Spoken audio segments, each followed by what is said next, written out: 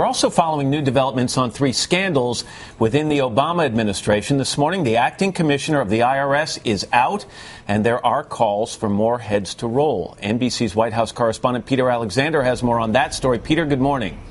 Matt, good morning to you. This White House has been facing days of intense scrutiny, and this morning they're really hoping that they may have stopped the bleeding. The president has been accused by his critics of being too slow, too passive, even too disengaged in terms of his response to these swirling storms. And now they've launched what you might describe as a 3-front war, hoping to try to halt the political damage. The White House trying to neutralize 3 spreading controversies at once. Late Wednesday, President Obama himself announcing the resignation of IRS's acting commissioner Stephen Miller, his departure early next month. Americans are right to be angry about it, and I am angry about it. Miller acknowledged in an email there's a strong and immediate need to restore public trust in the nation's tax agency. But the president's critics aren't satisfied, one top House Republican insisting there are still far too many unanswered questions. Questions surrounding the deadly attack on the U.S. consulate in Benghazi last September as well. The White House releasing 100 pages of previously classified emails and notes, outlining the intense back and forth between diplomatic and intelligence officials over the government's talking points used by UN Ambassador Susan Rice that ultimately removed any reference to al-Qaeda or previous CIA warnings in the region.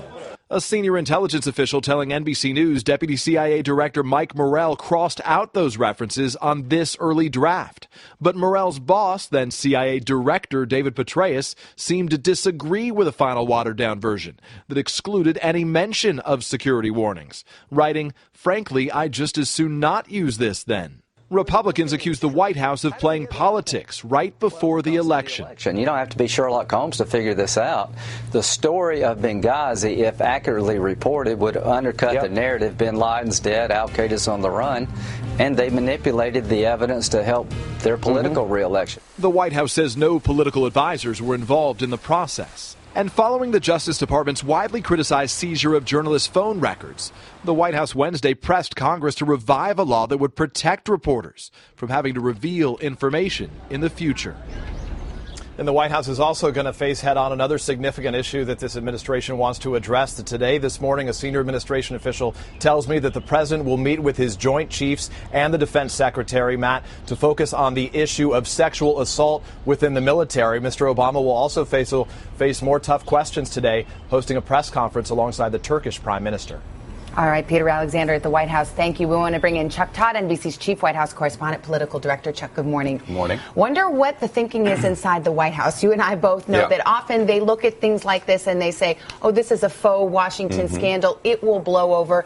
Seems to be different this time. They seem to be genuinely concerned. Well, it was typical Obama White House reaction, right, which is they underreact, and then they overdo it all in one day and try to get this behind them. The story they're the most concerned about is the IRS. They don't think any other story will penetrate with the public. The IRS gets at credibility of the government. This is a government that's trying to implement health care, trying to reform the immigration system. If the IRS is not trusted, it actually could undermine all of his plans. And it's easy to understand. You can explain what happened here in one sentence, which is powerful ammunition for the administration's critics. Do you think the steps that were taken yesterday are sufficient to stem the furor? Not with Congress, and I think that is, the president showed more anger yesterday than he did in either of the early days. I think that was as much about politics as anything else with the public, but Congress isn't satisfied, and they shouldn't be. There are a lot of, that IG report didn't answer certain questions, like why did these rogue individuals in the Cincinnati office do what they did? Meantime, the administration at long last releases a series of emails covering the debate that went on within the agencies of the administration